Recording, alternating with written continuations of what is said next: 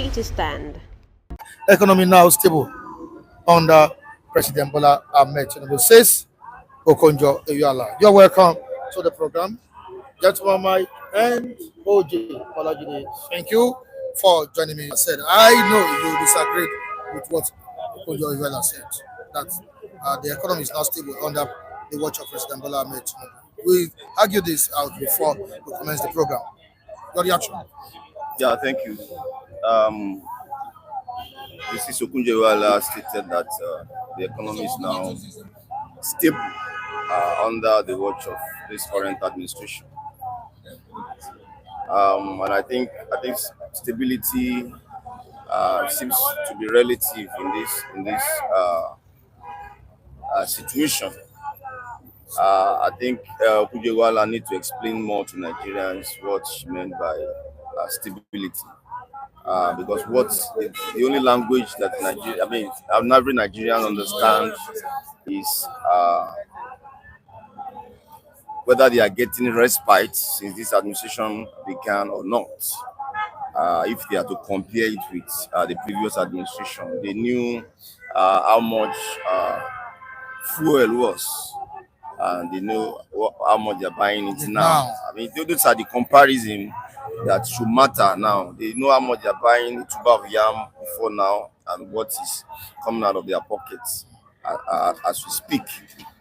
They also know that to rent a room, what it will cost before now and what it is now. I think those are the things that will inform an average Nigerian whether their life is being better off.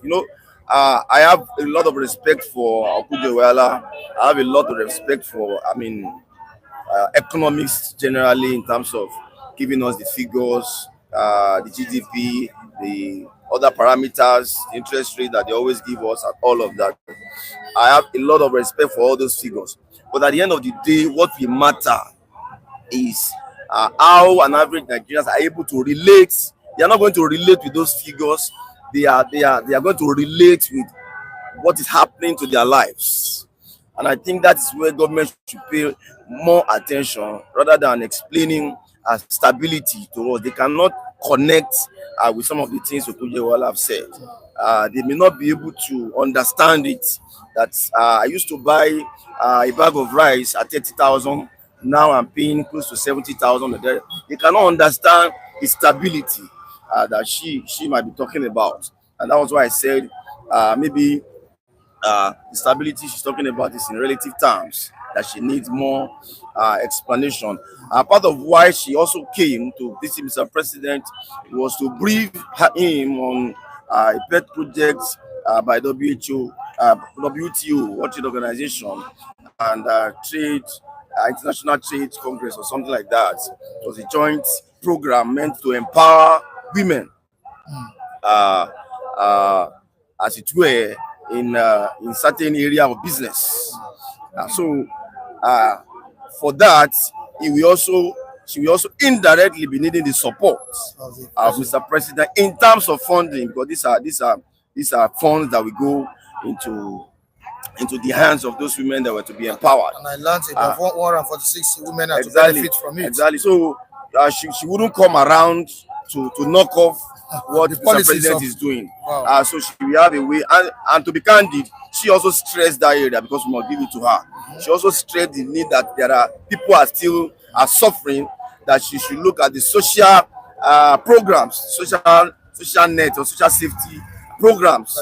There's need for growth. Exactly. That she needs. The President needs to, as quickly as possible, look into that area so that the economy can begin to grow. As if Mr. President don't know. I don't think we need an Okonjo-Iweala. Mr. President has the best of hands in his economic team. If by now they don't understand that you need to do something very fast so that people can have some respite in terms of their economic life, that we need an Okonjo-Iweala to come and be explaining that to Mr. President, then that would be unfortunate. So we must give it to Okonjo-Iweala as well, that she stressed that area to emphasize that at the end of the day, what will matter is the improvement in the lives of an average Nigerian. Oji Olagide, if truly the economy is stable, why are Nigerians still suffering? Mr. Mike, there may be in reality economic stabilization and growth. And what do you hear by that? Like, See, there may be a reality that there's a stabilization of the economy. okay. And then there is growth. There is growth. What you will be hearing is that 5% growth in the first quarter, 3% growth in the first quarter. And that is not a measure of success of any government on the citizen. What's the measure of success of any government economically is the development. There's a difference between growth and development. Stabilization is the first thing, is the foundation. It's like you want to build a house. Listen, it's like you want to build a house. Foundation is stabilization. Then growth is now the superstructure you build upon it that people now see. But that does not equate development. Development is what you see when you measure the living standard of people. How living standard of people is growing, is improving, is developing. It's not just statistical figures you are hearing from 3% growth in one quarter, in one sector of this, which does not translate into developments in the life of people. So that's what I'm saying.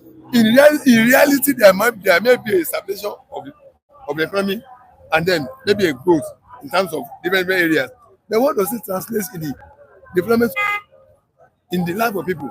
Are people now living better than what they were few moments ago?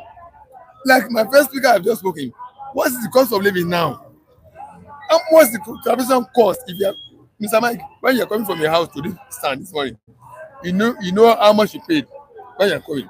But when you are coming 3 years ago, you know how much it cost you to what you paid this morning when you're coming. So that difference of success, what measures success of any government policy, economic policy is development, not stabilization and growth of the economy. That's just the theoretical aspect of the matter. People want to see what does it translate into my life. What my purchasing power now has it reduced or increased? Am I expanding inflation? Am I paying more to what I'm buying in the market? Is my cost of living, is it increasing? Cost of buying things that sustain my life, is it increasing or reducing? Am I living better? So it is development that should be a measure of success. Yes, it can be stabilizing economy and said there's growth, giving us statistics, 3% growth in this area, this that. But when you now come to the masses now, the level of masses, is it an improvement or reduction in their living standard? So Okonjo-Iweala should not be lecturing us on what the fundamentals of what we know economic is. I'm not an economist, but at least I'm also, this is an economic expert who tell us the difference between growth and development. That government may be achieving growth in the economy, stabilizing, then growing, but does it translate into the living standard of people of which person it is not? It is not. Thank God Okonjo-Iweala searched that area that the hardship aspect of your policy, you must address it. That's where this government has failed. Yes, that's where this government has failed. If you bring up economic policy, new economic policy, and you know the hardship is already bringing to a lot of people, you don't have to close your eyes on those areas. You must address it. The government is not addressing that hardship aspect of the economy. It's not. So that's why whatever drama Okonjo-Iweala is telling us, we already know. We know that at least we federal office of statistics every day. Every time they give us statistics of economic development, economic growth. 3%, 2% in the communication, in agriculture, and this. Does that make food more cheaper in Nigeria? Food is still expensive, so whatever growth stabilization they must have established the foundation of the economy, and the growth they must record it does not translate into development in the life of Nigeria. Right, according to reports, there is a project that is currently on board, which the president is meant to support. Gentleman Mike also said it. And could a statement be seen as politically motivated rather than purely economic analysis?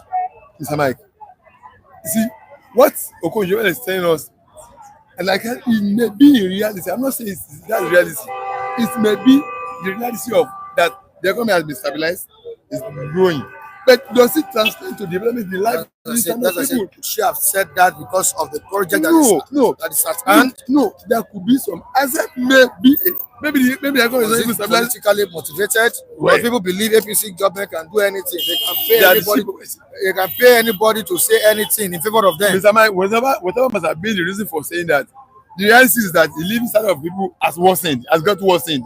That's the fact. That's reality. Yes. So what she's saying is making no sense. No. To an ordinary Nigerian. Yes, I will agree with you in that sense. Because it's not making no sense to me. That's what I'm saying. It may be in reality that the economy. I'm not taking away from that. It might not have stabilized the economy. It might not have grown it. But I'm saying that the development aspect of it in the life of people is not realistic in the living standard of the people. So it may be that actually he has stabilized the economy, he has grown it, but transforming it into, it's like Mr. Wayne is to conceive an idea. You don't bring it physically into reality. It's a different thing. Conception of an idea, bring it up physically into reality. People now see that it's an architect. It's design a building. When a contractor now comes on site, they put it up physically. So you have now seen what an architect conceived. We have not seen it physically being built now. So stabilization and growth is a conception which must have been reality. That I'm not taking away from President Tinubu. But building it physically, which is building physically we are seeing, is developments in the life of the people, which is not seen now, which is now on negative side of the as far as government is concerned. People cost of living extremely too high. The policy of removal of subsidy from petroleum is a good decision, but post-management of that money, that excess money, is the problem of this country. Of this present government. Mike, do you think she was paid to make such a statement? I don't know. I wouldn't know. Looking at what is currently happening in the country, I won't stand here and say that since I don't have any facts to that effect. But we are just looking at the statement vis-a-vis what's on ground, and I think that's where I want to limit my conversation. Michael, as we speak, the country is owing about 49 trillion naira, both external debt and internal debt, and all of that. About 49 point something trillion naira. We are using close to about 32% or thereabout of our earnings to service those debts. So, what stability is Mrs. Okonjo-Iweala talking about? We don't understand. You know, it's like a paradox. We have earned more since this administration started, but we have borrowed much more. I mean, it's. I don't understand that economy. I don't understand such economy. So, when that was why I said when she's talking about stability, she must break it down for Nigerians and to understand why they should keep languishing in the kind of economic stress that some of these policies has brought on them, and we are not seeing some level of prudence even at leadership level in terms of showing examples that okay, we understand that, and that is why we are also trimming down a lot of things to accommodate the current situation. We are not seeing that from the angle of leadership. Everything still goes on. The level of opulence and all kinds of monies is still being allocated to our leaders. Nothing is being trimmed down, and yet it is Nigerians that should keep tightening their belts, and they no longer use belts because of how their tummies has protruded. They don't need any belt any longer, but it's an average Nigerian that you keep tightening their belts, and when you tighten your belt to the point of touching your intestine, you are on your way out. You don't need to be told. All right, to the comment section, there's a Chima, God bless you, Mr. Olajide. When the economy stabilizes, even the blind will see it. They don't need to tell Nigerians that, but they don't need to tell Nigerians that, but Nigerians need to feel it and confirm that. All right, we'll move down to Damian Osas. This morning, Naira is way worse than Sifa. which Yes. was never like that before. Yes. And you want me to clap? Some of you need some medical checkup in this country. All right, Damian Osas goes on by saying when Nigeria had over 42% of its population below poverty line before now. Now. All right, I move on. I move on. Damian Osas again. Almost half of your country population is poor, and you are here telling me nonsense. All right, GOA. Okonjo-Iweala know the go market now. Person where they New York. All right, move down to Damian again. Don't say this stuff in public, because Nigerians aren't smiling. Boys are not smiling. The street is not smiling. That is what Damian is actually telling us there. Remis won because during Jonathan, some APC members came to meet President Obama and told him Jonathan will use it against his own citizen. All right, even the World Bank reports 56% of Nigeria population. This is coming from Damian Osas. Stop going back to the past. No sane person. Blame the past. You fix the issue if you get into the position of power. Yes. Says Damian Osas. Now let's move from here to another story. By-election that is taking place tomorrow, the 16th of August, 2025. Mr. Obi has told his supporters to vote for the African Democratic Congress candidate. But the question I want to ask now, don't you think Peter Obi is betraying the Labour Party by urging his members or his supporters to support a Labour candidate, an African Democratic Congress candidate? Well, the reason is not far-fetched. It's simply because Labour is factionalized. There's Abure led faction, there's the Nadi Usman led faction, where Obi belongs. And INEC has not recognized a faction of them. I don't know. I'm starting to be corrected. Whether INEC has recognized a faction as the authentic leadership of that. So he doesn't want to risk voters voting for a candidate whereby INEC will not say the candidate submitted was not recognized, now giving opportunity to another party. So let's just go for a party that is now presently recognized. After they can still become to Labour. Yes. This is Nigerian policy, they can become tomorrow. If the PDP gets under ADC and they win, if Obi mobilize them, they can come from ADC to Labour. It's possible.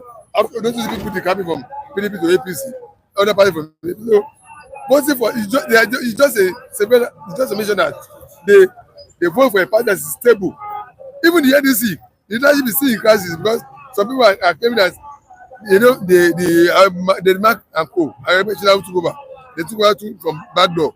So I don't really know where they belong. The ADC they are campaigning for now. They are still tug of war on leadership. That's taken over is by the Mark. So I don't think both Labour and ADC. I don't think those candidates is safe.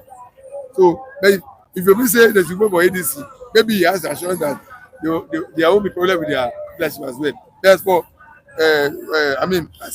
Labour, we have to function of leadership, contesting, claim recognition. Maybe that's why I just say let's go to ADC. If like I said, ADC is not safe. It's still being deal with crisis. So I don't know. You are in between double. You are not sure. You are sure. Yes. ADC is not safe. Labour is not safe. Not safe. So where does it belong? Yeah, I don't know. We don't know I for don't now. really But they know. have said that ADC is a coalition. Yeah. All right, gentleman Mike, don't you think this signals a shift in his political alignment?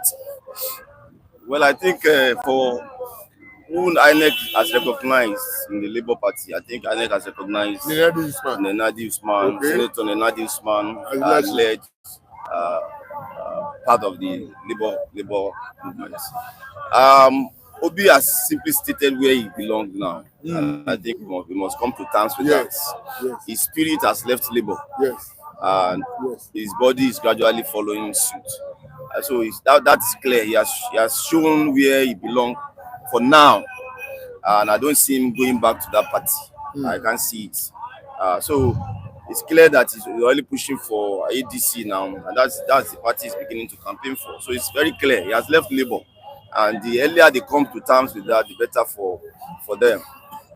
So he's campaigning for where he belongs now, and that's what's happening, Michael. All right, thank you so much, gentleman. Mike, Oji Olajide, I really Very appreciate it. City Stand.